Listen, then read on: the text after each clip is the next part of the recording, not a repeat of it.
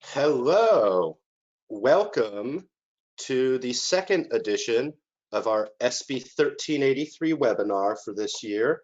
My name's Chris Bria, and you may remember me from previous year webinars over the last decade. And let me make sure my screen is sharing. It's on the wrong one. Hold on. Pick the right screen.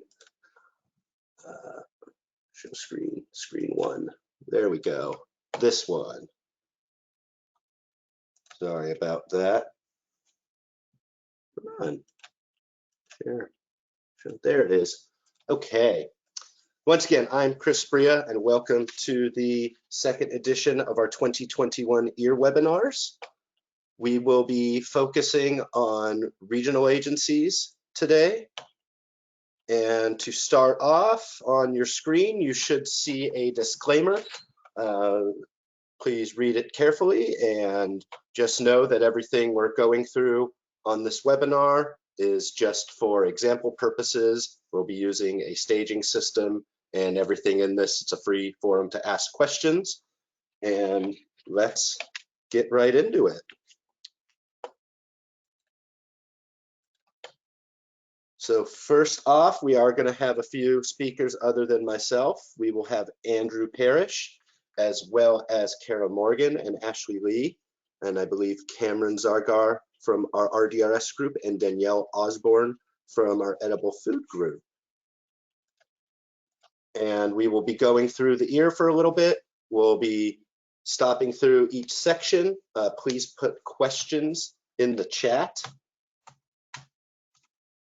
Right, you can see the instructions for that on your screen. We'll be pausing after certain sections to go through questions on the webinar itself, as well as, we'll be going through questions of in each section of the EAR, and we will be doing those either through the through the questions box in the GoToMeeting, or through live reading of questions if you are logged into the GoToMeeting. So the next step we're going to look at is how to get access to the EAR if you don't already have it. So this is our Logic Help webpage.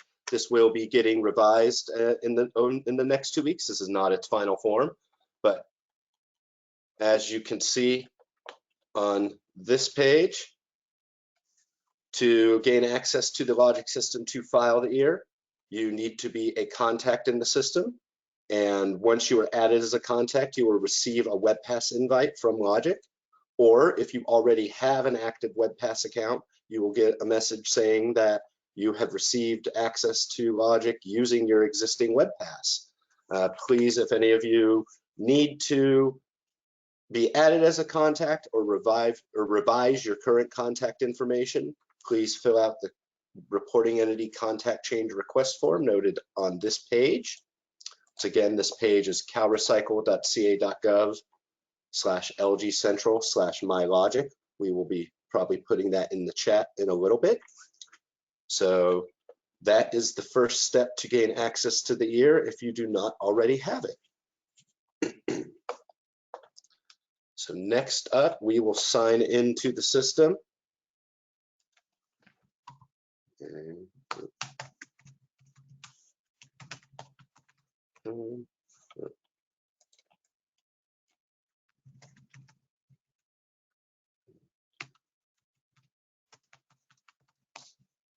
What is, oh, that's why. Wait, hold on.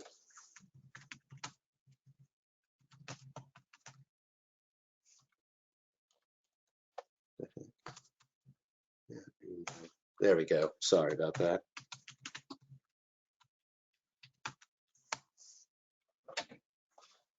So once you log into the system, you will see a list of jurisdictions that you have access rights to. As you can see, for testing purposes, I have a number of different jurisdictions and counties listed here. For demonstration purposes today, we will be looking at the Sonoma County Waste Management Agency. Thank you for letting us use you as an example once again. We appreciate it. Once you are logged in, you will arrive on this landing screen, and from here, you can access previous annual report summaries going back all the way to the year 2000 if they're available. You can also access venue and event reporting summaries, as well as a link to the diversion program notes. From here, you can download the entire history of your diversion program notes into an Excel file if you choose. I'm not going to go back onto this page because it takes a little bit to load in staging, but you can get all your notes there. The rest of this page, you will see some information about the transition to the recycling and disposal reporting system, away from the previous electronic disposal reporting system noted below. There's still the old EDRS information going back to 2000 up through, or 2007 up to 2019 is all in here. But for current disposal data, you would want to look at RDRS, and there are links to the RDRS public reports right here on the landing page. So that does it for this bit of an intro section. And at this point, I would like to bring along Andrew Parrish, who will walk you through the ear from this point on. Okay. Oh, there you are. Andrew, unmute. Thanks, Chris. Just give us a moment while we transition to presenter function. We'll start walking through it.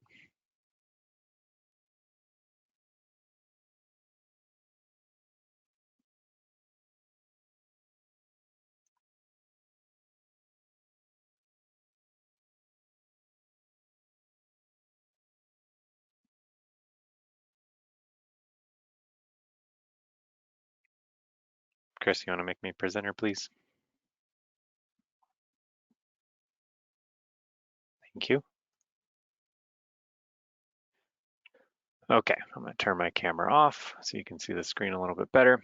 So I just want to start with a little bit of housekeeping here. So as Chris already mentioned, this is kind of a beta version. It is mostly complete, but as we step through, there are some minor changes that we're still actively working on. And some of those changes are just going to be minor title changes, some typo fixes. A couple of the sections will have a little reordering of grids, and then we're adding some additional tooltips to help clarify things that may be confusing. How the ear functions and how it is filled out in this webinar will be the same as in the final version. And then if you have any additional follow-up, you can contact your land representative and to report any problems you may have. As some kind of general information before we get into the actual walkthrough, information is due in the electronic annual report by October 1st, 2022. That happens to fall on a Saturday, so it'll be October 3rd this year. And then for this upcoming year cycle, I want you to report for AB 939, your SHRI and HHWE, report on 2021 status. For MCR and more, report on the most current data through June of 2022. And for SB 1383 or SLCP, you'll hear me referring to it as we do the walkthrough, report on implementation from January 1st, 2022 through June 30th, 2022. And I'll say it multiple times as we do the walkthrough, but if there's no data yet for any of the programs, such as procurement or edible food, there are still required fields. You just enter 0, and there's an additional note field where you can provide explanation if you choose to. I also wanted to kind of let you know that upcoming on the 8th and 9th, we'll be doing the same webinar kind of walkthrough again. It won't be a regional agency focus, but it's the same for all jurisdictions. Regional agencies just have more jurisdictions populating the grids. The June 28th and July 7th, after the year opens, we'll have kind of an open Q&A session webinar where after you've been able to touch the ear and you may stumble into problems or maybe some issues, will be available to walk you through how those sections work or answer any questions, or you can report any bugs you may find. And with that, I think we'll get started on the walkthrough. Okay, so couple of the major things I want to start with are just kind of highlighting up here, and which is the same kind of grid here. So we've organized the year, instead of it being organized by AB 939, MCR, MORE, and SLCP, or 1383, we've organized it by material and sector. And we just found that there was a lot of overlap between the laws, and it made more sense to shift the focus so we can kind of combine all those elements and eliminate duplication wherever we possibly could as far as what you're reporting. Just want to walk through the different sections real quick, and we'll go through an order of these, and we're going to do several breaks as we go to kind of chop up the Q&A. So if you have maybe a waivers and exemptions question, if you could just please hold off until we get to those sections to ask those types of questions, we'll be happy to address those there. So procurement, edible food, and kind of looking up here, that's where I'm going, or the list down below. Procurement edible food collection systems are mostly kind of SLCP reporting requirements. The commercial programs, residential programs, education and outreach start to blend together. All four, AB 939, MCR, MORE, and SLCP. Same with the C&D and WELO and Ordinances section blends together some of those elements. Hazardous waste programs is 939. The disposal rate calculation and calculation factors are the same as they've always been. Waivers and exemptions, contamination inspections and complaints, and enforcement and monitoring, mostly SLCP, but there's a little bit of overlap, and we'll address those when we get to those sections. Facilities is AB 939. AB 876 is dealing with AB 876 and AB 1826 capacity planning, which I'll address when we get to that section. 1383 enforceable mechanism, focus on SLCP. Planning documents is the same as it always has been. Chris will be talking about that. And then the additional information is just kind of somewhere where you can report additional things. And with that, I'm just going to go ahead and get started. Give it just a moment. It's a little slow in staging, like Chris noted, but it is loading. There we go. Okay, so one of the big changes that we have in the year is this grid structure. So this is kind of what I'm referring to with the grid structure. For regional agencies specifically, it's going to be pre-populated with all the member jurisdictions.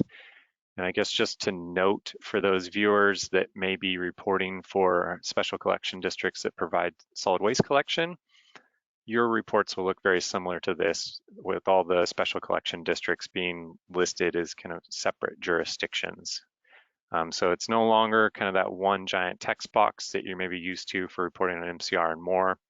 We're reporting on an individual jurisdictional basis, which will be pre-populated. So kind of this jurisdiction name and all the grids is always pre-populated as we walk through this.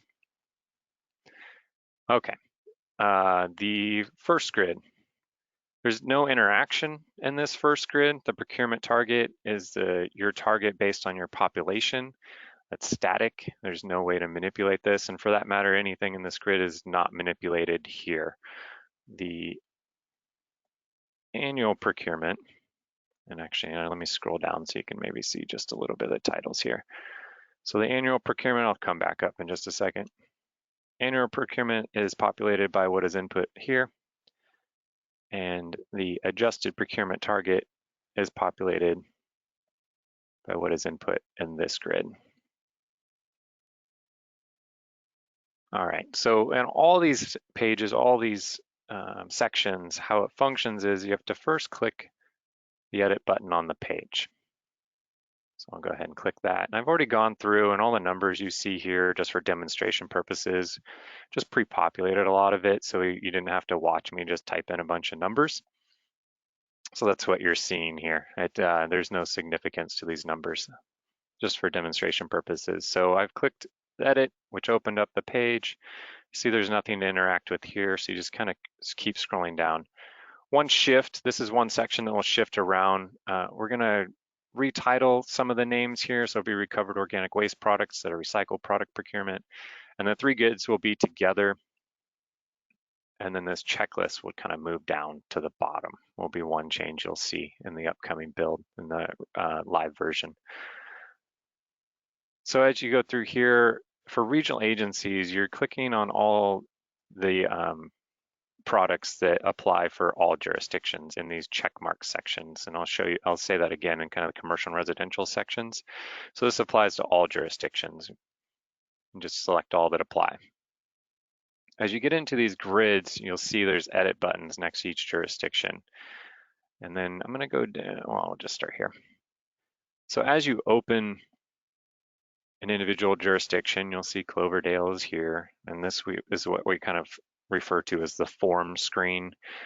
I'll address the rural exemption checkbox here a little bit later when you can see all the different potential waivers and or exemptions or the Article 17 high performance systems and explain how that functions in a few sections. Any asterisk you see is a required field. So even if you have nothing to report, you still need to enter a 0 to get through it. And kind of what I mean by that is if I delete this and try to hit save, it'll prompt me that I have mulch as a required field. So if you may not procure all these products, but for the ones you don't, you just enter 0, you can hit save, and then you can move on through the next jurisdiction. So you'll go kind of jurisdiction through jurisdiction. And then one other thing I didn't point out, so all these form screens look the same. Each form screen, we always included kind of this additional description box, which you'll see does not have the red asterisk right here. And this is just kind of a notes field. And we just provided this, it's optional, and it can be used to provide any additional detail as needed. And each jurisdiction has this, so if you want to just say things about some jurisdictions, but not others of the regional agency, you feel free to do so. That's why this box is here.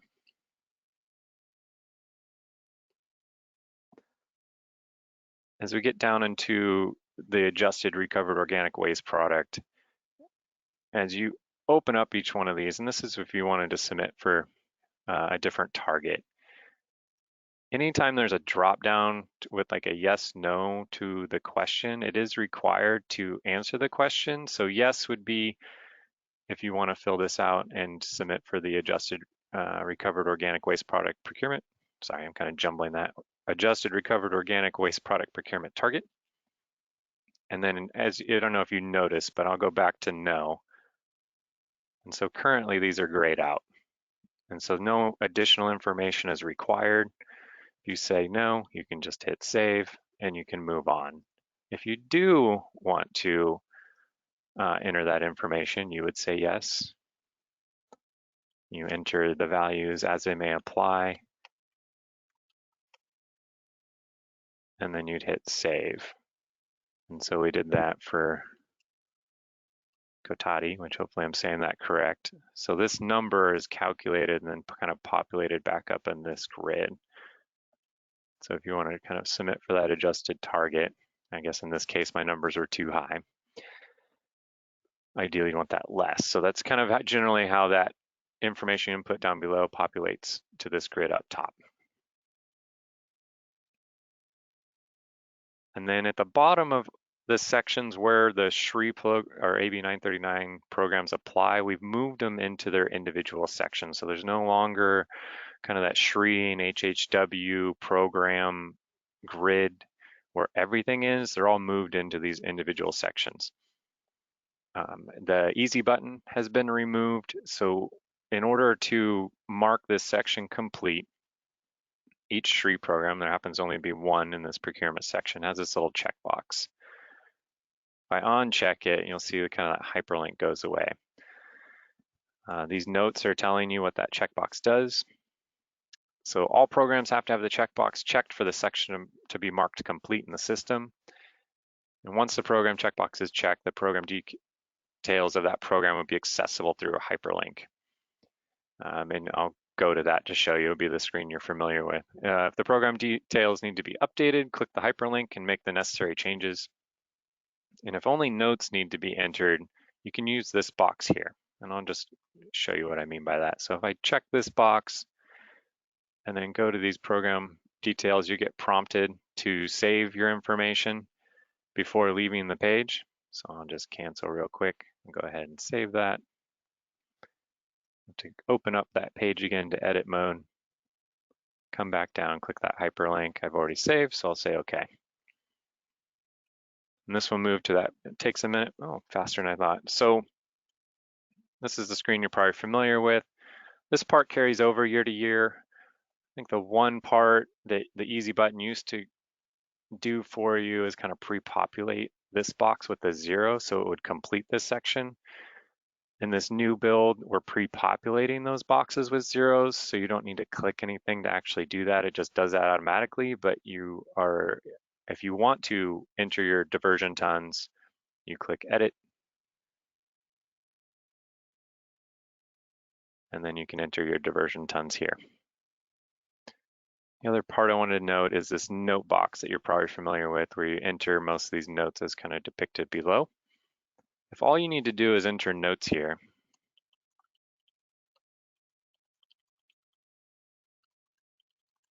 you can enter them here if you want and click Save. And we'll go back and it takes you back to that section.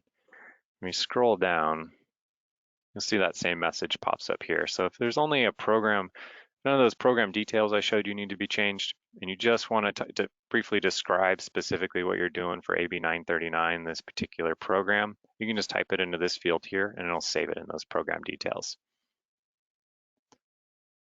All right, and so I know that was probably a lot to get started, but we'll just pause here and see if there's any questions so far. Thank you, Andrew. We do have a question. Paul Freund asks, if diversion tons are known, are they required to be entered? And Paul, you're unmuted if you'd like to get some further clarification after Andrew goes ahead and answers. No, diversion tons are not required to be entered. Okay, I just noticed there's that red asterisk, and I know in the past years we've submitted for things that we did know we would enter tons, but that's good to know it's not required. Yeah, so in the past, kind of the easy button would pre-populate all that for you, and we're trying to really simplify the report, so we don't want to make you have to go to all those program detail pages to enter things that were not required. So that's why we've kind of, yes, you are correct, it has that required field, but it's already been pre-populated with the 0, and if you'd like to change that, you can. Perfect, thanks. That's all that we have so far.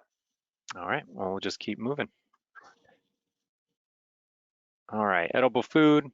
Again, in the grid, you're always going to click on the edit page, the edit button on the page first to access the grid functions. You kind of see right now there's no edit buttons here. And then as soon as I click edit, it opens them up on a per jurisdiction basis. So as you go in, per jurisdiction, you enter the required information, update record. It'll say save in the new report. It's one of our typos. Click that save and it records that information. And so you just do that for each one of your jurisdictions here. And then there's no SHRI program, so there's no SHRI program section at the end of this. All right, I'm gonna keep moving here. We'll have multiple breaks for questions, so don't worry if we moving too fast for you. We'll get your questions. All right, so this grid I'm going to spend a minute on because it's a little complicated, I think, especially as it comes to regional agencies. So again, edit buttons on the page. Click edit. And then for each jurisdiction, so this grid is really large. Just kind of wanted to point out on my screen, I have kind of the scroll bar for the browser I'm using. And then this grid, and it's the only grid that has this, has its own scroll bar within the grid. And you'll see why I'm pointing that out in just a moment. So if I go in here and edit, it kind of takes up the whole page. I don't necessarily see that. I think a lot of you would probably expect to see that save cancel button right about here. But because this grid is so wide, you have to kind of come down to this scroll bar and you scroll across. And it's really centered within the form. So the save button, you just have to scroll to the right to find it. And the reason for that is because of these column headers, right? We have it split between residential and commercial. And I have to go back down so I can get to that scroll bar. The reason we did that is if you potentially have different collection or container collection systems for residential and commercial, we wanted to give you the option to be able to specify that. And then right here is where I'll start talking about these checkbox waivers. But you select the programs and you'll see that those boxes for number of generators on gray, this now becomes a required field. So I'll enter my numbers, which I know are probably pretty small. That's all that is required on this page. And then you go over and you click save and it records that entry. And then you move your way through the rest of the jurisdictions. Okay. These checkboxes here will only show up if you've been approved by the department for a rural exemption or a low population waiver, or an elevation waiver. The Article 17 is referring to that high performance because there's a lot of things you do not have to report if you go with the performance-based collection system. And what this is doing, so if we uncheck it and then try to save, you'll see, and again, I know it can be a little frustrating. We'd love some feedback on this of how it goes when you're using it. But you'll see I have the error messages that I have to do something. In other words, if I check it for rural exemption, since collection is not required if you have a rural exemption, click save, it bypasses that entry and allows me not to enter anything. It's doing Cotati here. I'll just use another example. And the same goes for low population. If I check that box and click save, it doesn't require that information. So based on some of the limitations of our system, we were unable, if you only have certain census tracts that are waived and others are not, to get that granular. So even though this allows you to bypass this section, it's still the responsibility of jurisdiction to know what you have to report on. And we have that signified in this note kind of up at the top, which we're going to adjust the wording and text of that a little bit, but the same general message applies. It's still the jurisdiction responsibility to report on the sections that you're required to report on. So even though that low population will show up for you if you do have some census tracts waived, you still have to report on the ones that are not waived. So you can still check this box and then also check whatever may apply as far as your collection systems and then enter that required information. Additional details is optional. See the no red asterisk, that's just there if you need to enter any notes, such as maybe when food waste or food soil paper collection may begin if you're not quite collecting that. And then to update that record, you just click save. So you will have to do that on a per jurisdiction basis. One other feature I wanted to point out with this particular grid, so you have additional hauler button. This is here for those jurisdictions that may have more than one hauler. If you only have one, you can just use the first line and enter your information. But if you have multiple that you need to add, you click this button. It has the drop down for the jurisdiction that you want to associate it with. Put a hauler name here, which is not required. I mean, it's required in the report, but the actual hauler name is not required. And that's just really to keep all the information organized. So you kind of see we have our examples of hauler 1, hauler 2. Specify that collection system that they may have. Enter the numbers here. And then you scroll down, scroll over, save that hauler. And then you'll see it kind of pop, you have 2 Cloverdales now. One with that original entry and then one for that next hauler that you may have. You can do this as much as you want for all the jurisdictions, depending on how many haulers you need to add here to specify all those collection container systems. Okay. Allowed materials in green container and collection facilities. And again, just want to point out these will only show up if you have one of the department approved exemption or waiver. Otherwise, these checkboxes will not be an option for you. As you go into this grid, a couple things I want to show. This one's a little bit large as well, but not wide.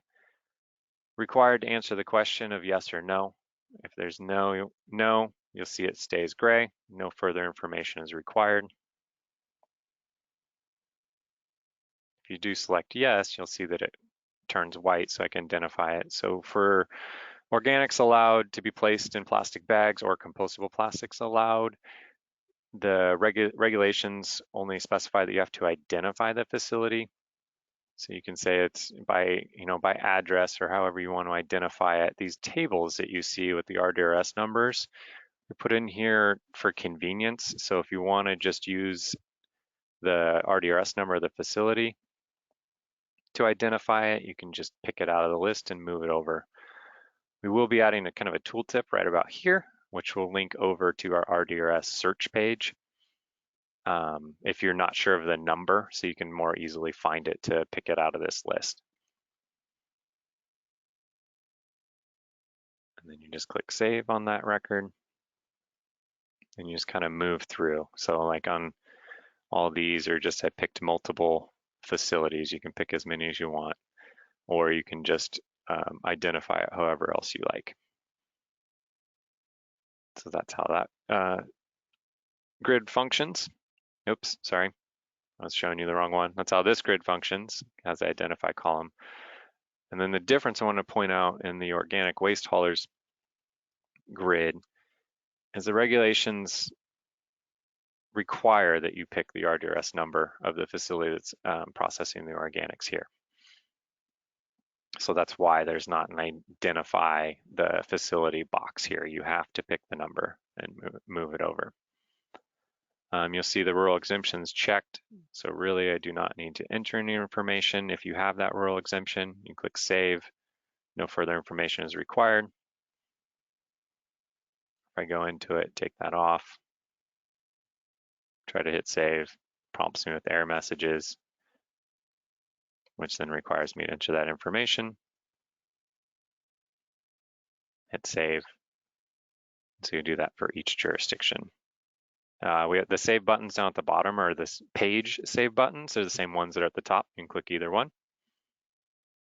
Save that information.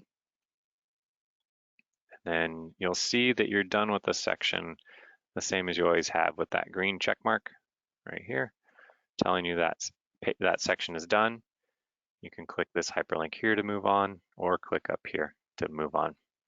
All right, we'll pause again if there's any other questions. Hey, Andrew, yes, there's a question from Valerie Meza. What if you have two haulers in a city or county area? How do you report that? Yeah, so so the way you'd report on that, it's kind of how I showed you. So you have your list here. I mean, for this example that you're asking me about, we'll say the county, right? So Sonoma unincorporated, the county region here. Oh, did I just break it? I think I just broke it. Oh no, here we go. Sorry, forgetting my own steps. So you activate the page with edit the county. Oops, sorry, I'm not doing that the right way. Click additional hauler. Pick Sonoma unincorporated. Can identify it however you like. Specify the system for that hauler. Enter the number of generators that have that collection service.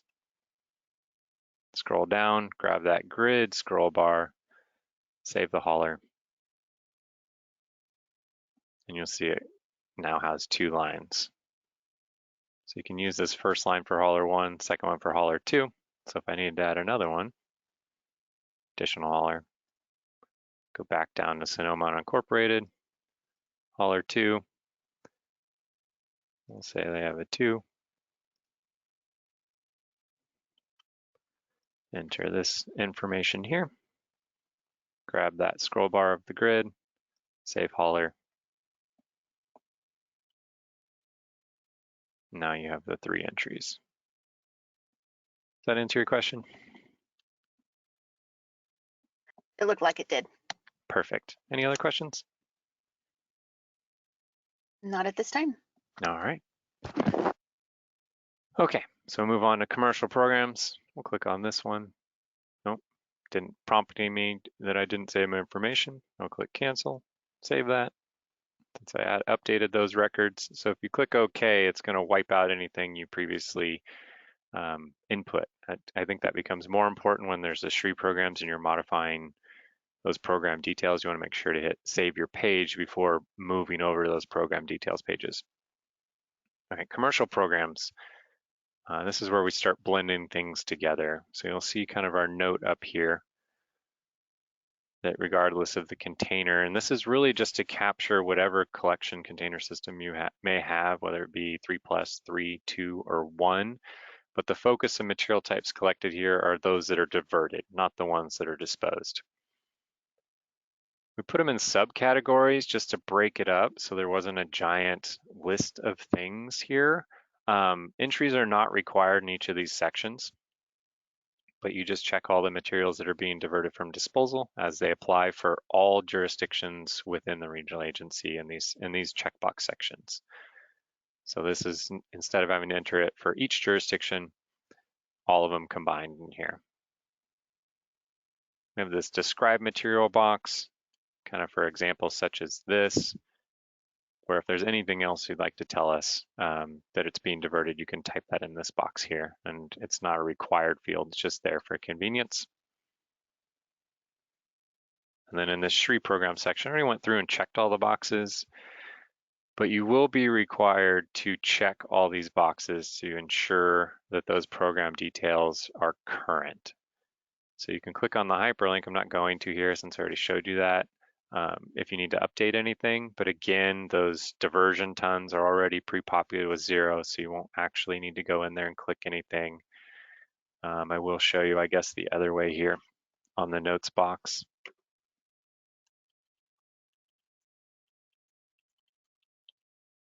Just to show you that if all you wanted to do is enter that note, you do not have to, oops, let me save that so it actually goes there. And we didn't do large venues, so that's why I was getting that error message, this section isn't complete. But if I go here, you'll see that note I entered is showing up in that notes box. So if all you want to do is type something, you can do that all within the ear. You don't need to go to this program details page. All right, we'll go back. Okay. So again, just have to check these boxes to verify the program details are still current for all the commercial programs.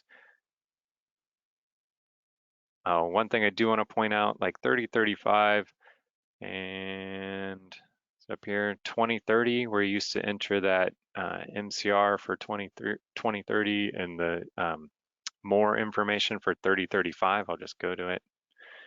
We've removed all those program details because that's all been built into kind of the front end of the ear, specifically in the enforcement and monitoring section, which we'll talk about when we get there.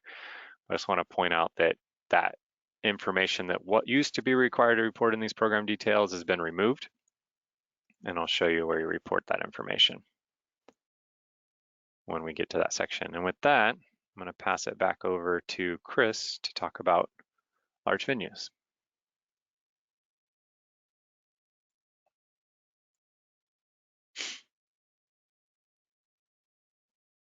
All right, should have control, Chris.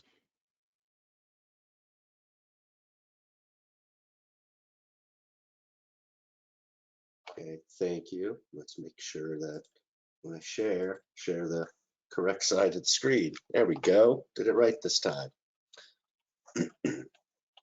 So the large venue and event section, for those of you who've done the EAR previously, you remember it was its own section at the end with some tabbed information.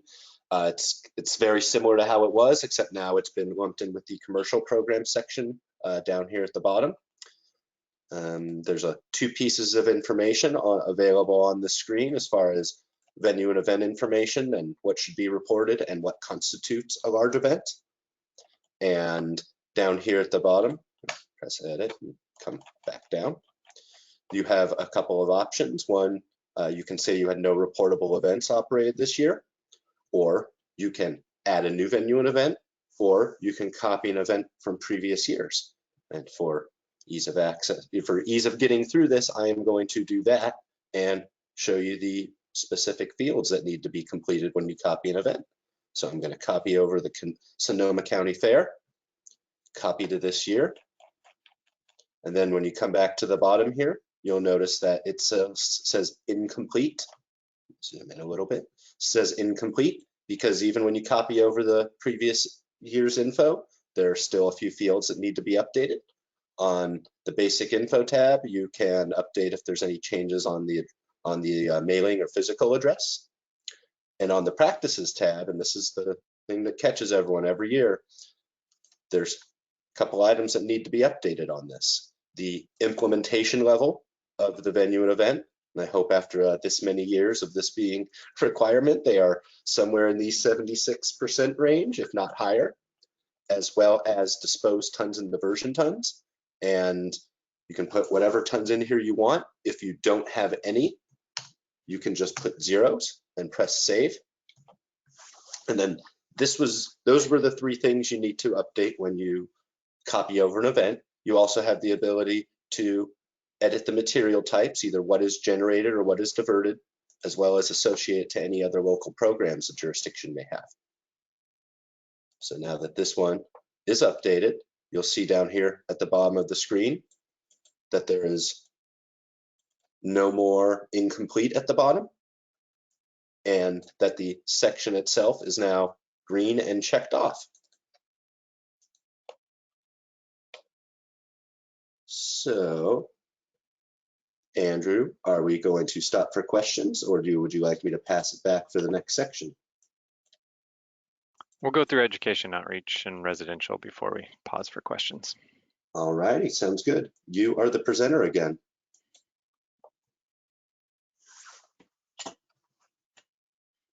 All right, thanks, Chris. Okay, so as soon as you're done with this page, kind of come back up to the top to show you. Why is that? Press refresh. Oh, is it? Oh, right, because you did I it, did the bottom. not me. You did it, not me. All right, so you see, whoops, sorry about that. Wrong button. Okay, so you'll see that now that Chris completed that large venue section, that section is complete. So we move on to residential. It's very similar to that commercial section. Again, click Edit on the page to access the function of the page. Select the materials that apply for diversion from residential programs.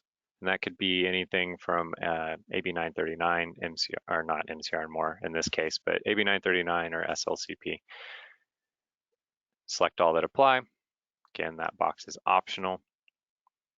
As you get into your SHRI programs, only the ones that you've selected as part of your SHRI will populate here. It won't be the entire list of program codes. But again, it functions the same. You check the box that the program details are current. You can click on the hyperlink after you check the box if you need to update anything, if you just need to type a note. And I guess one thing I haven't just said either yet is that if any of the information that is typically captured in a SHRI program below is captured above, and I think this might apply the most in education outreach, there's no need to say anything down in these description boxes if you've put it up in the grids above. So you select all the, check all the boxes to signify the program details are updated and current. And you save the section. You see you get the green check mark. You can move on to education and outreach. All right, so education outreach is one area where we've combined a lot of the reporting requirements. You'll see kind of right here in the description, right? So this is for this education outreach page, and I guess as well as kind of up here as well. So this is education outreach for all of your programs, whether it be SLCP, MCR, MORE, SHRI, or HHWE. Click Edit on the page. It's on a per jurisdiction basis. Click Edit for the jurisdiction. Select all that may apply. As you select those, you kind of see that you describe that education and down here. I just kind of put some simple text down here, but you are required to make an entry in this describe education outreach box. For SLCP specifically, a little bit of a tongue twister, you have to enter the number of generators that receive this information. You just enter those numbers there and click Save. I'm going to go back to this one to talk about our waivers and exemptions up here.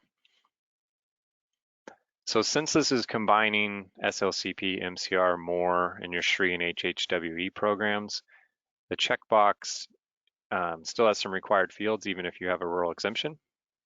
So this is only applying to SLCP, these waivers up here. And what that waives you from is reporting on those number of generators. So if I have those blank and click save, it records that entry. Whereas if I don't do anything, even though I've checked that rural exemption box and try to hit save, it tells me I'm required to select at least one type. And the reason for that is because of your 939 MCR and or MORE programs. Still required to tell us about your education. So you just don't have to enter those numbers there, and you still have to describe it here. And I'll just do one word so that we can keep moving along. And it's kind of the same functionality for all three of these, except for high elevation waiver, since that's only from food waste and food soil paper. Still have to enter the number of generators for SLCP. And then even Article 17 here, right? Because it's only waiving you from SLCP. So if I try to do nothing, I still have to pick one because of 939 MCR or MORE. Okay. Next grid will be the commercial edible food generators education and outreach. And you'll see that only Article 17 is here because regardless of rural exemption or low population waiver, edible food recovery is still required. Only Article 17, the high performance systems don't have to report on it. They still have to do it, but don't have to report on it. So you click edit, and then you select these as they apply. I'll take that off just to show you that it gives me that error message that I have to enter a number here and describe. So you go through and do that for each jurisdiction there. So this is kind of where it applies what I was saying in that residential section.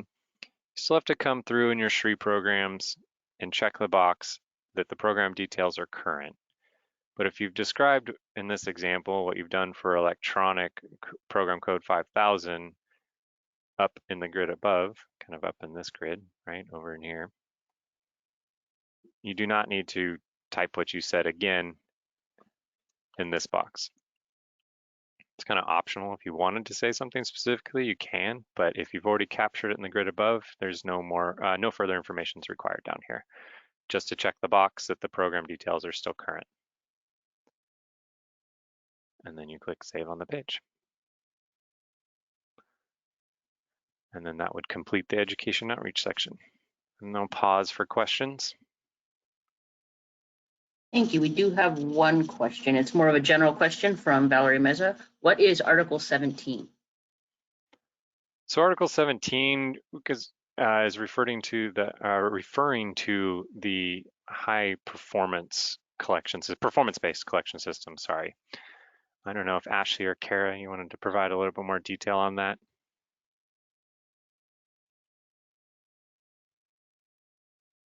No, I think you covered it.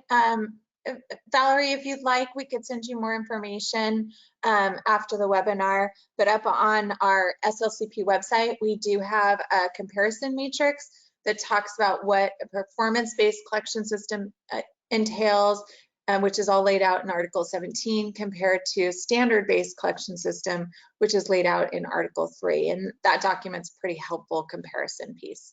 Thanks, Andrew. Thank you, Kara. Any other questions? That's the last question we have for this section. All right, moving right along. Okay, so this C&D and WELO ordinances and other programs is one section that's gonna shift around. It'll still function the same. The main thing that's happening in this section is the ordinances section, which is this here. We're gonna move that section. We're gonna combine it over with, I'll just scroll back up to the top. We're going to combine it here. So you'll see a couple title changes here, but these, as I show you, demonstrate this section, will function the same. So this section that we're on now, C&D, MWELO, Ordinances, and other programs, will be called MWELO, CalGreen, C&D, and other programs with the removal of ordinances. And the grids are going to shift around, but they'll function the same. So the MWELO will come first, followed by CalGreen, followed by this inerts recycling. So this inerts recycling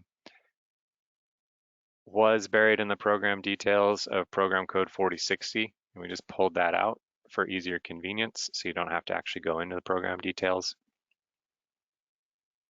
Click Edit on the page, select all the materials that apply for all jurisdictions within the regional agency in these checkbox sections.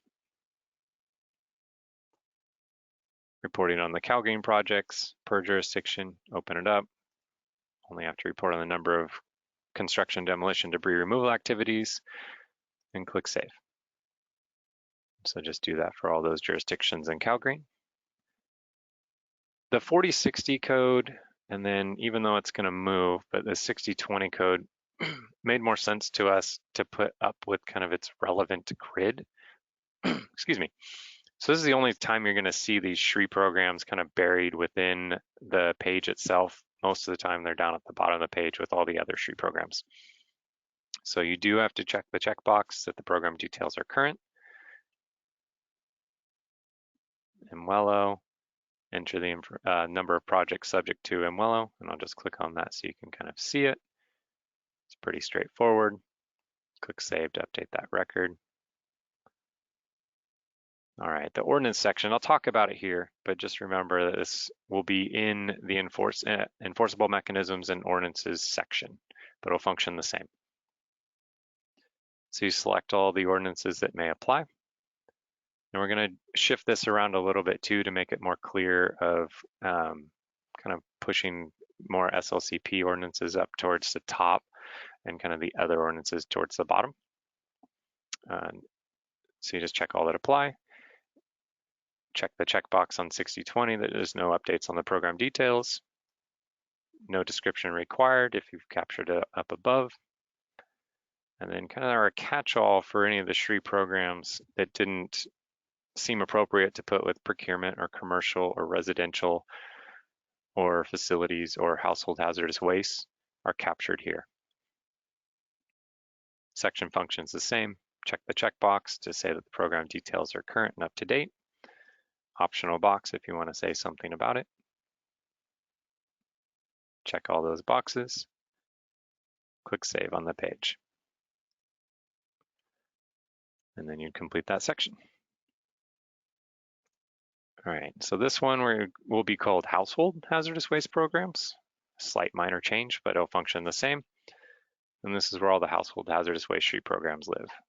Again, check the box, and this only consists of 939, so that's why you're seeing just the checkbox and the program details. Check the box, program details are current, up to date, and then you click Save, which I didn't even click Edit, but click Save, and you're done with that section. All right, I'm going to pass it back over to Chris to talk about disposal rate calculation and calculation factors.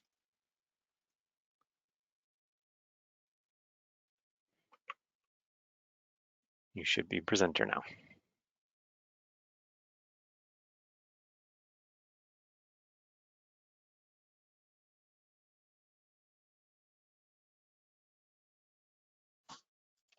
Okay. This is the disposal rate calculation screen. For those of you who have done the year before, you should be pretty familiar with it. This is one of the few things that has not actually changed since last year, because last year it underwent a number of revisions to use RDRS data instead of the EDRS data that was contained in Logic prior to 2019. So this still all functions the same as it did before. When you come in, you will see a set of disposal numbers that is from our RDRS system, and this is a snapshot as of right now it's a snapshot as of a few days ago. This is not the final disposal data you're seeing on the screen, nor is it the final population or employment information, a little bit lower. It will be, the final disposal data will be based on a snapshot of close of business Monday, June 13th. So any changes in the RDRS system prior to that will be reflected in the calculator when the year opens on June 15th. There are some links to different pieces of information as far as the RDRS reports and the user guide and the disposal modification form. And down here in the calculator, you can press edit. And when you're filling this out, if you have no changes, all you do is have to press save. It will mark the section as complete. If there is an issue with your disposal amount, well, you don't edit the individual line items up here. If you have changes to your disposal, if something was changed in RDRS prior to this report being submitted, you can change that here. Say it's 400,000 instead of 403. And if you have any specific disposal reduction credits for either medical waste, regional diversion facility residual waste, C&D waste, out-of-state export, or other disposal amounts, you can put those here. Medical waste is a very specific type of medical waste from a regional diversion facility. Regional diversion facility has a very specific definition of items that go to a diversion facility as source separated materials. C&D waste is specific to construction demolition waste that falls outside of the jurisdiction's purview, such as a Caltrans project or some type of federal construction project. And out-of-state export, if it was noted as disposed when it went out of state, but you can prove it was actually diverted. And other disposal amounts, which generally applies to things like grape stakes and or quarantined green waste, if it had to be disposed because it couldn't go to a composting facility out of the county or something. All the descriptions of each of those types of waste are included in the disposal modification form. I'll let this load. It does take a minute. Two items on here that are still noted but no longer can be edited are for disaster waste and for class 2 waste, because after the transition to the RDRS reporting system, those two types of disposal should not be tracked as from the jurisdiction of origin and would not be reported in RDRS with a jurisdiction of origin. So those two types would no longer need to be modified out of a report. They should be fixed in RDRS if they were included with the overall MSW total. And okay, a form opened up here. So on the disposal modification form, this too was updated last year and had one little adjustment made this year. At the beginning, it's sort of a who you are, what you do, and what you're looking to get changed. And then on this page, we have some, excuse me, we have some information about the RDRS system and how you may file an online complaint if you're having issues with RDRS facilities and getting data corrected or adjusted in that system. And then as you go to the next page, here are those specific descriptions for each of the types of disposal reduction credits that can be claimed if you meet the correct criteria. And then each type will note which specific piece, I can't highlight that, there it is, which specific section of the form needs to be filled out as you continue through it. So last bit on this is the transformation waste, which you get up to a 10% generation credit. If you choose not to claim that credit, you can change that number to 0. And press save. So one thing you'll notice is that the pieces that I changed are now in italics and yellow. And by having, oh, I forgot to change one of the disposal credits as well. There we go. So now that's changed, that's in yellow. This will note that something was edited, and it will, when you submit the annual report, it will prompt you to also turn in a report your disposal modification certification sheet. And when we go to the next section, you will see certain checkboxes indicating as such. And I need to make an adjustment here so that part of the next section works well for demo purposes. So now that this has been edited, I got the green check mark and I can move along to the calculation factors page. So this is the calculation factors page. This is another one that was in the previous year, but you'll notice that the disposal rate accuracy question has now been added to this page rather than being subsumed into its own section. So from here, you can press edit and you'll notice you have yes or no. So most likely you have no, but if there's something very important you want us to know about, you can press yes and put that in the box here. And then further down in the calculation factor section, you'll notice each of these boxes is checked, and that is specific because I put in an alternative disposal tonnage when I changed it from 403,000 to 400. And then deductions RDS disposal tonnage is checked because I checked the disposal credit, or I changed something in the disposal credit box.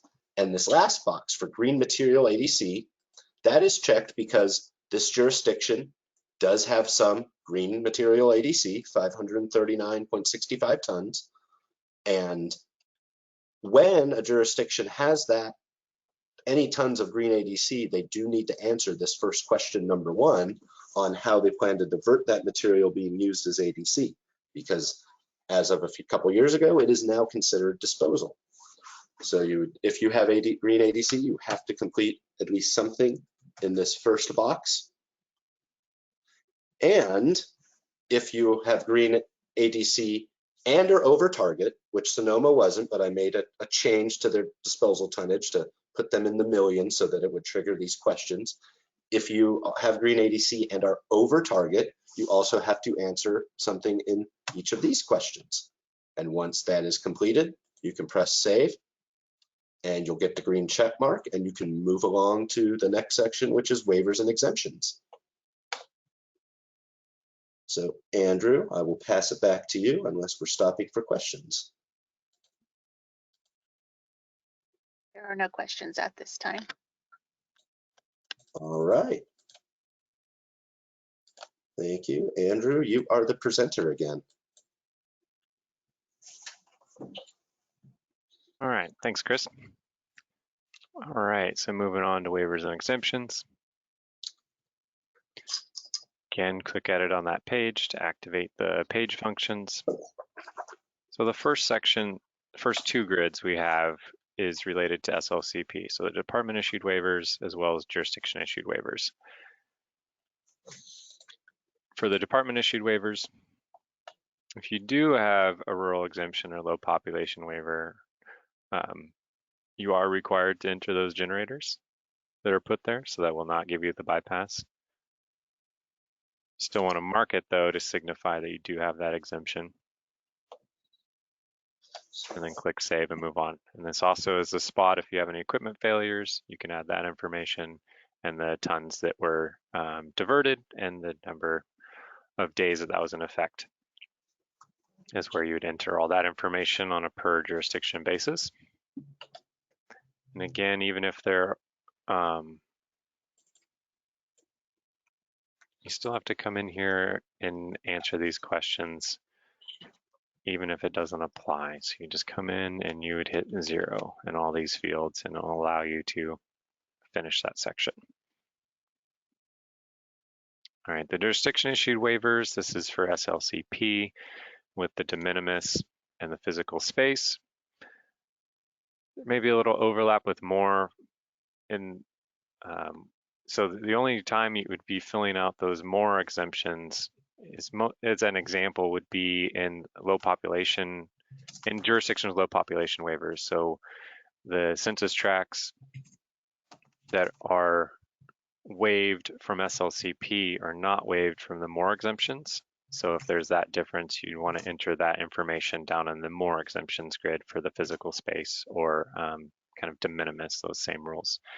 But SLCP takes precedence.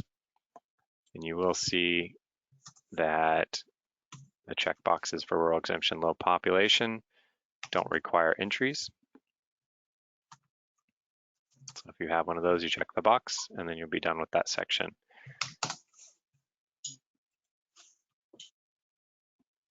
You'll see that the more exemptions does not have any of those checkboxes. since none of those SLCPA waivers apply. One thing I want to note is this rationale for allowing exemptions does require an entry. So you just need to type a character, not applicable, and enter a 0 if there are no exemptions, and click save. If you do have a reason, you would type your reason in that rationale. And then you click save on that page when you're done with that section. And you get your green check mark and you can move on. All right, any questions here? On waivers and exemptions? No question, Daniel. No questions, all right. I'll just keep pressing forward. All right, contamination inspections and complaints. This first grid is your contamination monitoring for prohibited container contaminants. Again, it'll be on kind of that per jurisdiction basis. Edit on the page. Edit to the jurisdiction. If one of the exemptions or waivers applies, you select that there, and you'll see this is kind of all grayed out, so you're not required to make an entry. And you can click save and you'll be done with that section. If you do need to come in here and enter information,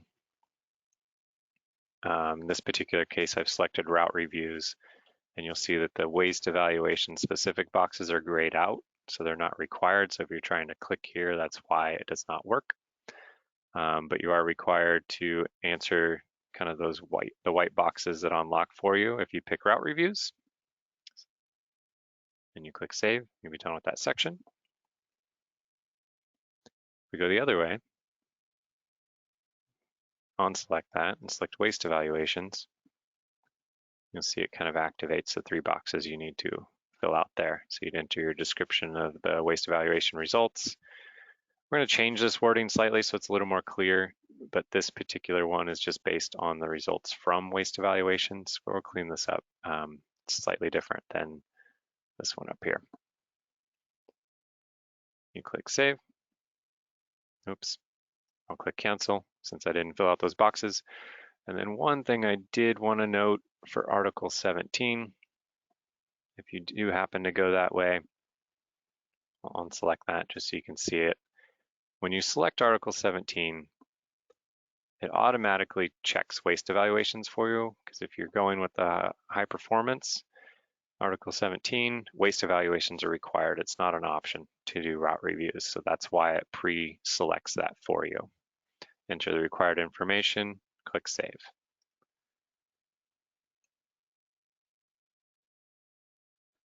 Inspections will be on the commercial edible food generators and the food recovery organization services. Article 17, the high performance systems are the only ones that get the option to not report on this. They still have to do it, but they're just not required to report on it. So that's why this is checked and there's no required information here. Gives them that bypass. If you do come in here and need to report this information, you fill it out accordingly. One thing I did want to kind of point out here is this number of commercial business inspections, if applicable. So this is in the regulations, is something you have to report on, even though most of this is going to be captured in the enforcement and monitoring grid under kind of the compliance reviews or desk audits, which I'll talk about in the next section. But this is still a required field. So this would be in the case if you kind of do that desk audit and then decide to go do a site visit. You can report that information here of kind of those site visits you've done. Otherwise, you just enter 0 to kind of satisfy the requirement of an entry. So that's why that's if applicable here. But you do have to at least put 0 there in order for it to save the section. And that would be how you report the inspections. And then complaints, kind of that same build as inspections. Enter the number of complaints received, complaints investigated, click save.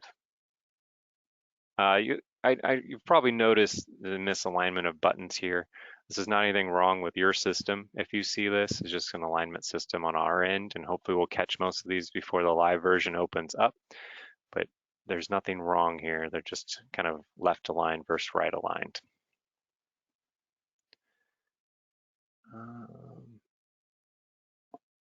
All right, pause for questions here.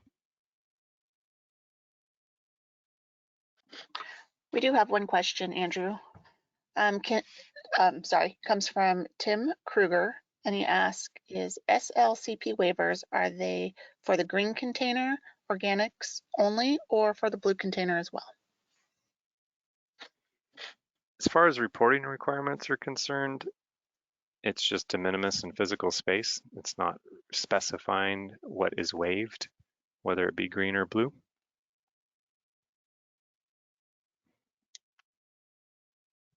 Does that answer your question?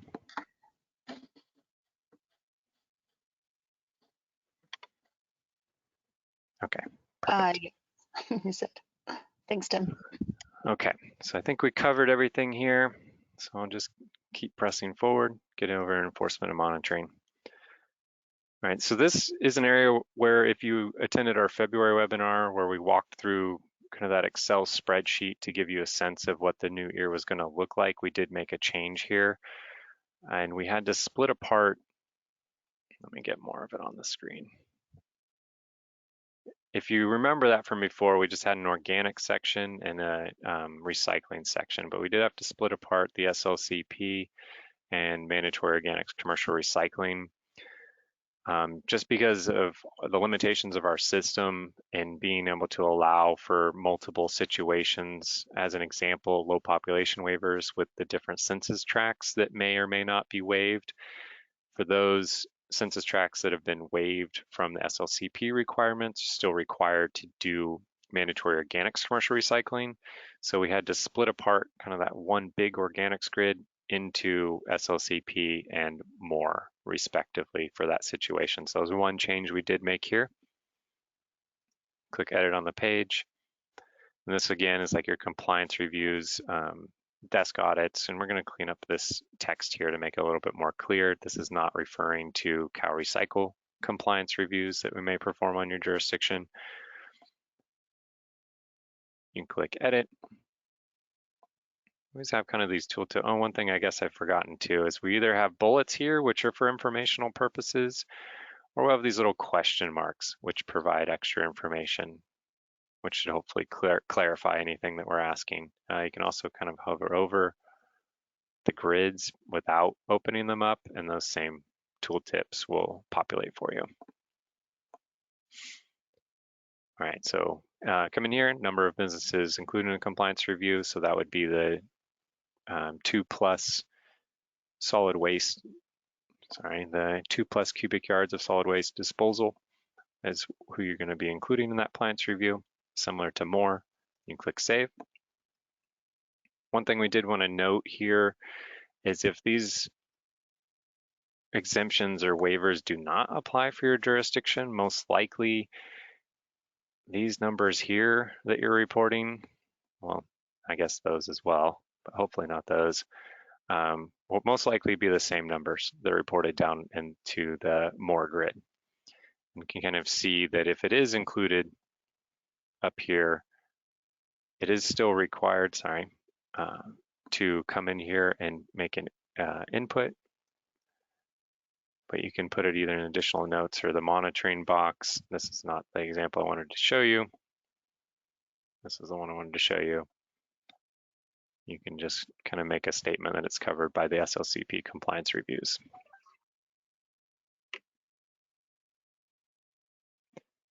All right, click save there. So per jurisdiction, go in into the information. Mandatory organics commercial recycling works the same. We did build in, if rural exemptions do apply for AB 876, the waiver kind of functionality that the SLCP waivers have into this particular grid for AB 1826. So if you select this, you'll see that no entries are required and you'll be done with entering information on that page or that row. MCR, there's none of those waivers because none of those waivers apply. And this would be 4+ cubic yards are required to recycle. Enter that relevant information. I did a kind of a large set of text. These text boxes are pretty big. Most of my examples have been a sentence or two, but you can put in, I think, 10,000 plus characters in here. You might run into a little bit performance issues if you go real long, but it's pretty high number before you start running into those performance issues.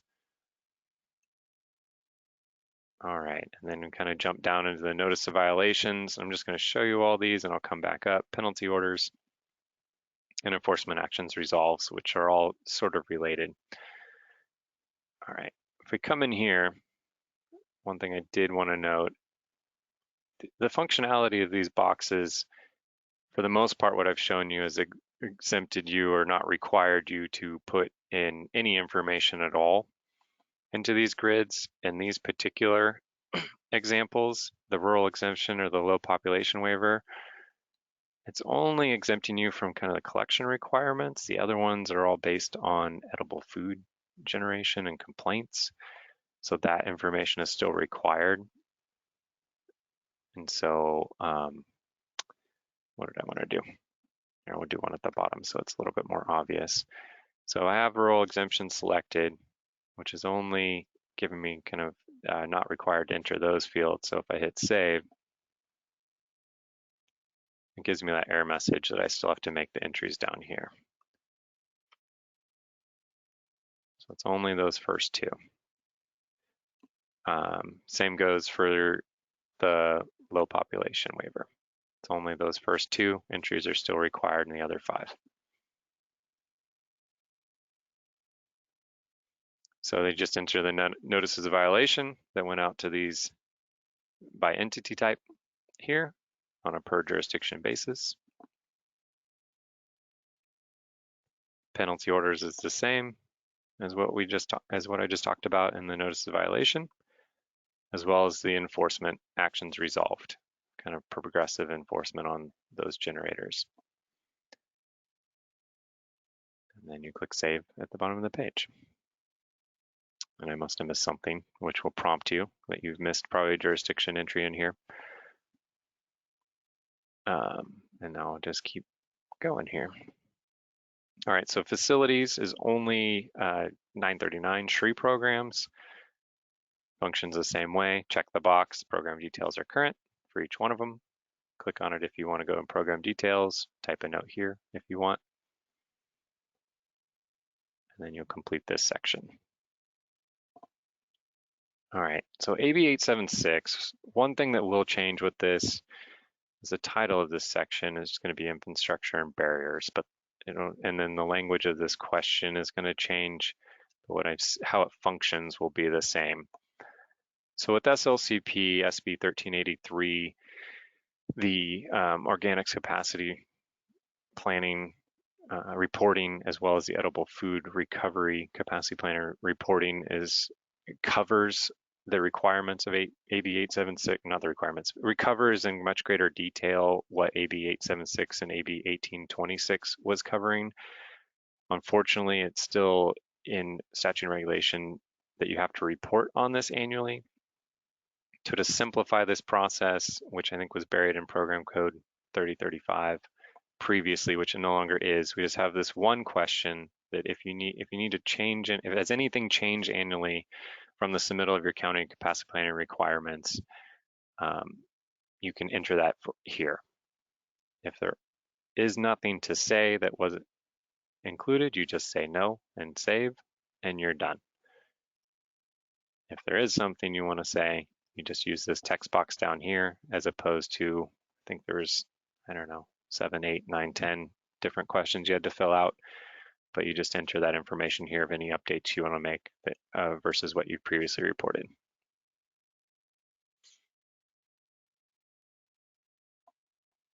All right, so this one again, it's going to shift slightly. We're going to call this section Enforceable Mechanisms and Ordinances.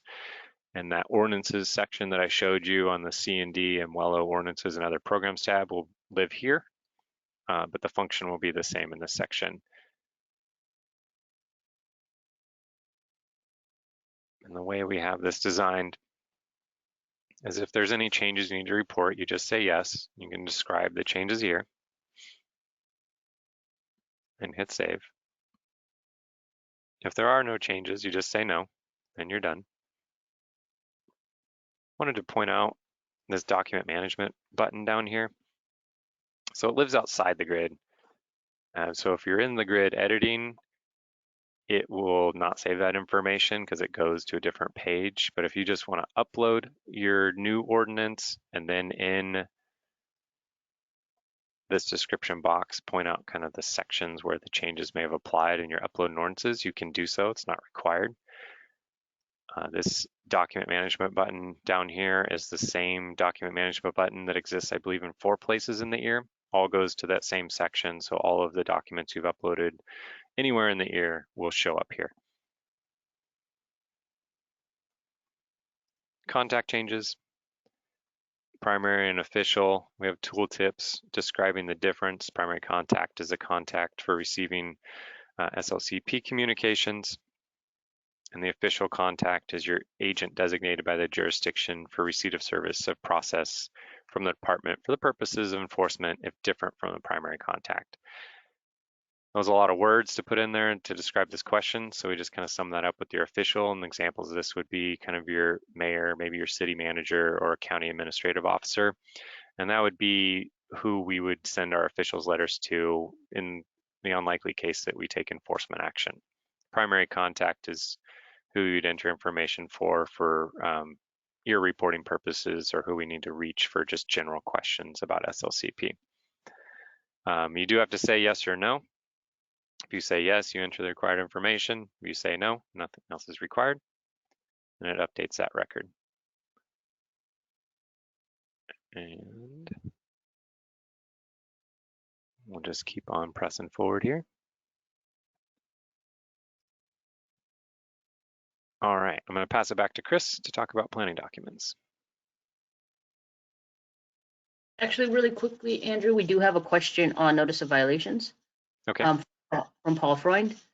Why do we need to report on Tier 2 edible food generators notice of violations when they do not need to comply until Jan 1, 2024, and thus would not be reported on until 2025? Yeah, so it's still a reporting, you are correct. It's still a reporting requirement, so your answer would just be 0 in those places. And the reason it's designed this way is that we tried to combine, just for simplicity's sake, that a half-year checkup included all in this one ear. So you are correct, but it's still a required field, so you just enter 0 in those fields. Okay, thanks. Oh, perfect. All right, pass it over to Chris now.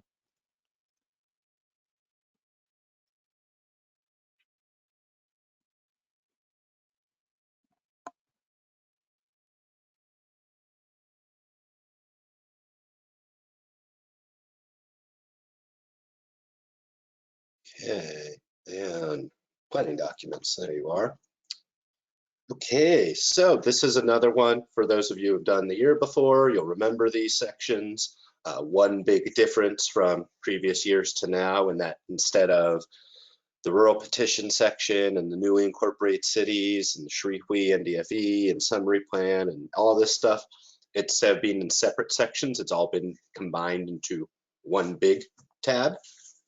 And on this page, if you have a rural petition for reduction in requirements, and this is specific to the old 939 rural petition for a reduced diversion requirement, and there's only a handful of you, hopefully you know who you are, that's where you would put this one. For sake of Sonoma, I'm going to put no on this one. Newly incorporated cities, if you're a county or a regional agency and there's going to be a new city, hopefully we've heard of it, but if there's something we don't know that's going on, definitely put that note into here. But for the sake of this training, I'm going to say no. And then the SHRI, WHI, and NDFE section. So the SHRI and the WHI are both being updated by virtue of changing any information about the annual or the diversion programs that Andrew's been noting through previous sections. So anytime you add a note or just check the box and don't add a note, you're technically updating your SHRI and WHI. A revision is a much different beast and requires all sorts of approvals, and it's a lot of work. And revised SHRI is like 300 pages. Not something you want to get into unless you absolutely have to. So we do advise that for the most part, you don't need to revise your SHRI unless you really want to. And same thing with your HHWE. You know, don't necessarily need to revise it because you're updating it every year through the annual report. Now, the non-disposal facility element is a little different. This is something that you can update at any time if you are going to have a new non-disposal facility, either in your jurisdiction or utilizing another one. And the process for this is much simpler than it is for SHRI. Essentially, all you have to do is create an updated couple pages for your NDFE document, and you email it to CalRecycle, and we say, okay, and we add it to your hard file, and that's pretty much it. And there is a link to that. I don't want to jump off the page yet, but there's a link to how to do that right here in the text on NDFE. But for the sake of the training, I am going to say no, there's no changes. And the summary plan assessment, and this is really only for regional agencies or counties, and it's for, you know, it's really if your summary plan is out of date or needs to be revised, you would note that here. But for the most part, the summary plans do not need to be updated very often, so you probably put no. The areas of concern and conditional approvals, this is related back to the original set of planning documents that were approved back by the California Integrated Waste Management Board sometime in the late 80s or early 90s, or in some cases the early 2000s. And if there was any specific item noted that was an area of concern for the adequacy of the documents or a conditional approval, you would note that here. Hopefully, if that's something that was going on, you would know that at this point. If you're new, you can always look at an old report summary and see if anything was said for these sections. And then the last bit on here is the citing elements, citing element assessment. And this is where it's a different kind of capacity planning for landfill disposal. And you have a requirement to have at least 15 years of that, because even if you're diverting all sorts of other stuff and recycling it, you're still going to have something that's going to be going to a landfill. So you are required to have at least 15 years of that. In this case, I'm just going to say there's 20. And then for the citing element also, if you don't have the 15 years, may need to be revised. But if you have a strategy and you know how to get your 15-year capacity, you would not put no here and then press save. And the section is checked off as green. So unless there are questions, I think I can pass this one back to Andrew and we can move along to the next section. There are no questions at this time. Awesome, thank you. Andrew, you're the presenter again. Thank you, Chris. Okay, last section. So additional information report management. This is an optional section. As soon as you click it, it gives you kind of the green check mark here that you're done. But we put this here for a couple of reasons. So I'm sure this upper portion looks similar. We have it here so that you can add a new SHRI program if necessary. You just click this button, follow the prompts to add that program code. And then this list here is all of your SHRI programs that have kind of distributed throughout all the sections. You can come back here and click on these program details if you like to get to them and make adjustments if you like. I think one thing you'll notice in kind of this language, which will be updated too, if you remember from previous years, we used to have kind of navigation buttons right about here where you could click back and forth between your program details, which are no longer here. And then this will be removed as well, so it's not confusing you. So you can come in here, you can edit here, you can type your notes here, and your notes will show up in those appropriate sections. But one thing I do want to point out is that your report will not be completed unless you go to the individual each section and check all those check boxes for those SHRI programs so that the program details are updated and current. One thing that's showing here as well, we have this information incomplete, which also could lead to some confusion, but the live version will not have this column. So there won't be any asterisk saying that you haven't done anything yet. The other things on this page, additional information. So if you just click at it on the page and there's something else you wanted to tell us, we gave you the option to do so here. Document management, this is where your list of documents will show up. This is the same document management button that shows up throughout the report. So all of those will kind of populate here if you need to kind of see what you've uploaded or not. And then our last step would be the submit confirmation. Save my page first.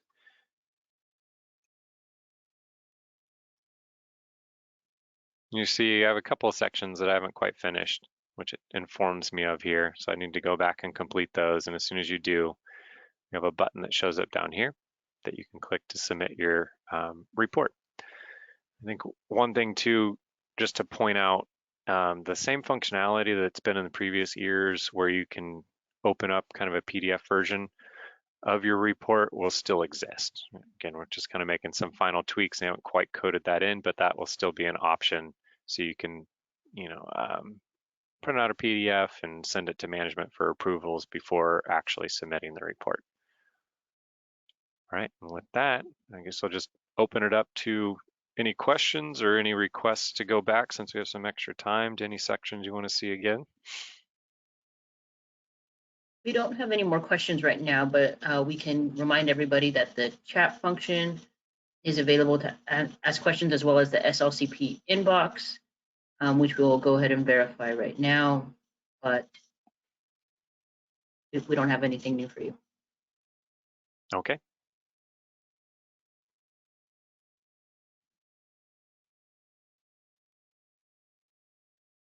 Actually, Andrew, I'd like to mention something because it came up in the webinar yesterday and I thought it was worth pointing out again. Someone yesterday asked about in the enforceable mechanism section where it asks if there were any changes to ordinances or other enforceable mechanisms, if they should upload a copy of their current ordinance. I just wanted to point out to everyone that if you submitted an ordinance along with your April 1 initial jurisdiction compliance report or have subsequently sent in a additional one since then due to a deficiency in the ordinance or for grant reasons, anything that's been sent to our staff or the SLCP mailbox between March and now, we're about halfway through getting all those documents in. We're about 1,000 deep on them right now. But if you have already sent that in, please don't feel the need to attach another version. We're already going to have a version of it that is going to be updated, and we'll have it in the database. So if it ever needs to be referenced, we'll have a copy there. So yeah, don't feel the need to upload all those documents that you sent us a couple months ago. They're already going to be taken care of. Thanks, Chris. Yeah, and just kind of add on to that too, the only reporting requirement is report changes. Like, there's not a requirement to upload any documentation. We just put that there for convenience purposes. Thank you both for that. We do have a question that just came in from Paul Freund. Let me go ahead and read it and unmute Paul in case there's any further clarifying points. I would like to confirm that CalGreen reporting is for 2021 and Jan-June 2022. Well, and Wheeler reporting is only Jan-June 2022. Jan through June 2022. Yeah, so the CalGreen, well, let's go there first. So we're all looking at the same thing. So I'm assuming you're talking about this grid in particular. Yes. Okay, so this grid in particular is a 1383 reporting requirement. So you'd report on the period for January 1st, 2022 to June 30th, 2022 for both CalGreen and Imwello, because those were both added because of SB 1383. We've reported on CalGreen in the past years, though. That wasn't required? Down in street programs, probably. Like either in this 4060 program code. Yes. Yeah, so as far as the specific question of number of projects, this question is a 1383 question. So it's specifically from 1383. If there's any other additional details, I'll just click on it just to go to it, to see what I have here. If there's anything else that you want to report here that you reported in the past, you can do so. But the required fields are just these red asterisks here. I see. So the reporting on the number of projects that had to comply with Cal Green is only a new requirement. We weren't required to do that in previous years. No, that was just optional information Oh. that you're providing, if I'm understanding your question correctly. Yeah, it's just we just need to report on how many projects had to comply with Cal Green, both 65% and now the new requirement for adequate space for containers. Just the number of projects. Yeah, so here's the actual kind of tooltip of what's required to be reported here. So you can see section 18994.2G1 if you want to read the regulatory text. And then if you have additional questions, you can send them to slcp.organics and we can address kind of your specific situation with our CalGreen team as well. No, I understand. It's just, Okay. I was thinking we would have to report on how many projects we had done in 2021. So I just want to make sure it's clear the information I'm getting from our building and planning departments for each jurisdiction is only for 2022, January to June projects. We don't need to request projects that were completed that complied with Cal Green for 2021, correct? Not here, no. These were added specifically due to 1383. Did you say here, is there another place we have to report on that? No. Oh, okay. So there's no other reporting for Cal Green for 2021 at all? No. Perfect. That'll make it easier. Thank you. One thing I'd like to add, this is Chris, other than the concrete asphalt rubble program, some people, and specifically you, because we're looking at the SNOMA report, they might have been reporting that in the ordinance section or possibly in a different diversion program code. And that's one of the differences between this new setup and the old one, is the old one didn't have any specificity to CalGreen, whereas this year in this new sort of combined report for 21 and the first 6 months of 22, there is now this new section specific to this. And yeah, it's only for the 22 projects. If you wanted to talk about the 2021 stuff, you could put that in the diversion program where you had previously been including that information. So it still is an option to report on 2021, but specific to this screen, it's 2022 only. Okay, great. That really helped. Thank you.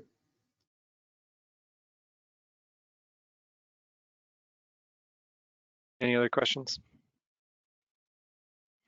We do have a question regarding the ETA for the webinar being accessible and available for viewing.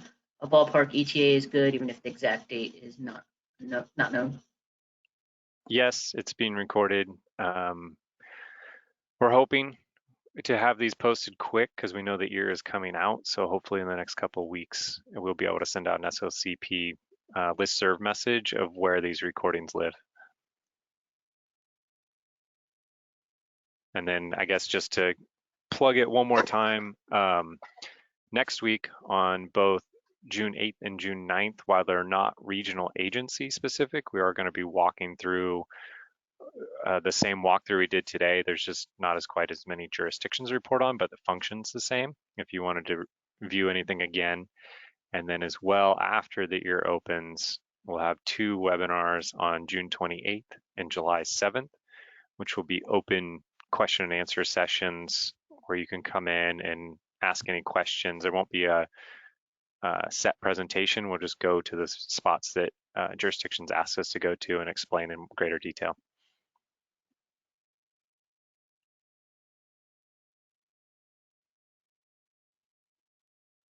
There's no other questions that have come in right now, but we can give a 5-minute warning and then maybe cut off at 11:45. Does that sound okay?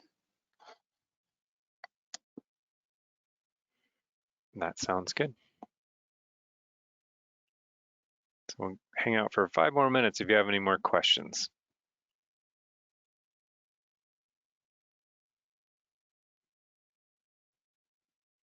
Or if you want us to go back and show a particular section again, be happy to do that as well.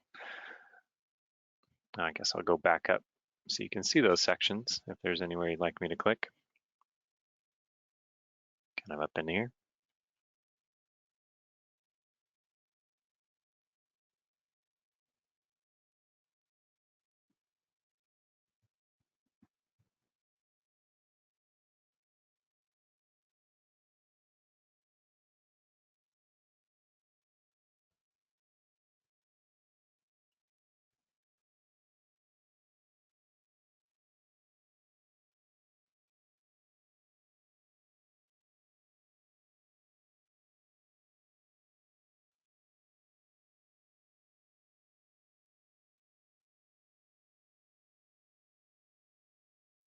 All right, so since we'll probably be wrapping this up unless any other questions, I would just like to close out by thanking a few people who have helped make this all possible, starting with our IT group, with Luna, Andrew, Dylan, Sunny, James, Laura, Elvis, and mostly our amazing coder, Isaac, who has done a significant amount of work to try to make this all fit together, as well as various folks who have helped out mapping the requirements and getting everything together for this report and help test it, including Diana and Ray and Michelle and Julian Marshall, who helped out mapping all this stuff out a year ago based on the reg language, along with Greg and Alan and Kara and Ashley's guidance to get together all the tooltips and all the help points and their help with the different policy issues. And mostly Andrew, who has taken the ball from me on the annual report and run with it and put together this whole revamp, which has been an amazing amount of work. And he's done an excellent job putting it all together. And Thanks, thank you. And as well as our helpers today on the handling the mailboxes and the questions. Always appreciated. Yeah, it's been a team effort. I do see one more question popping in that I want to jump over to. So for the most part, again, kind of like what I said in the beginning, is we really wanted to kind of shift away from individual kind of law, regulatory reporting requirements and integrate them all together by sector and material type. But to answer your question, in general, most of the grid questions are kind of focused on SLCP or 1383 and the check boxes. And the SRE programs down here at the bottom are 100% AB 939, source reduction recycling element and or household hazardous waste element program questions as a kind of a clear identifier. Does that help, Caesar? Do you want me to explain it any further? Andrew, let me go ahead and read the question for the audience that aren't accessing via GoToWebinar, and then I'll go ahead and unmute Caesar to provide any extra clarification. Caesar asked, now that the SLCP questions are integrated with the AB 939 questions, is there a way we can quickly identify which questions pertain to 2021 and which ones pertain to 2022? The SRE and WE programs are fairly easy to identify, but the other questions are a bit more challenging to do so. So Caesar, you're unmuted on our end. If you wanted to provide any other information or get any further clarification.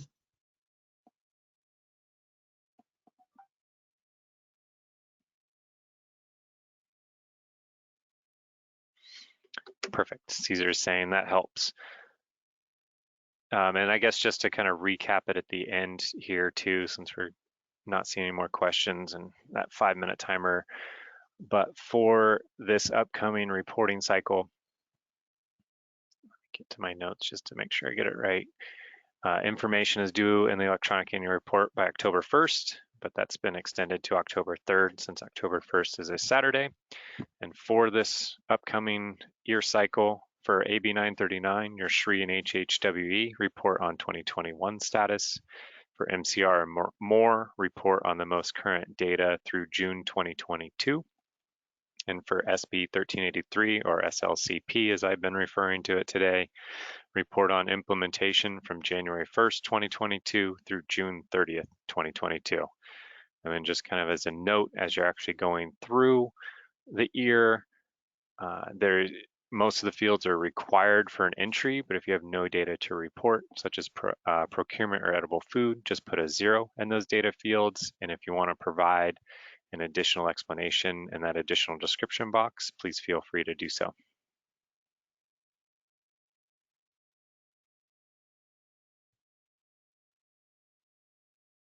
And with that, I'm not seeing anything else. So I just want to thank everyone for coming.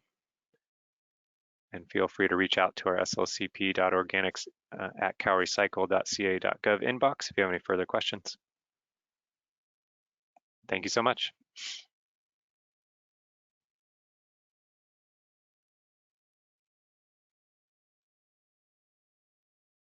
Repeat time periods. Sure, Larry. Information is due in the electronic annual report by October 1st, 2022, which is extended to October 3rd, 2022, since October 1st is on a Saturday. For AB 939, which is your SHRI and HHWE, report on 2021 status. For MCR and more, report on the most current data through June 2022. For SB 1383, report on implementation from January 1st, 2022 through June 30th, 2022. And if there is no data yet for programs such as procurement or edible food, put a 0 in those data fields and include an explanation in the notes field. And we have this posted. I'll just show you real quick since I'm still sharing my screen here. So homepage, programs, SB 1383 implementation. There's a few different ways to get on it, but the fastest way, you just click on new reporting web page available now. Scroll down. And what I just said is right here on that web page.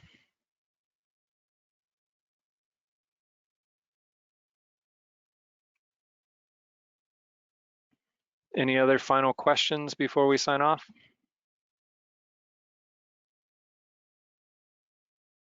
I don't see anything else. All right, thank you so much for attending. We'll see you next week.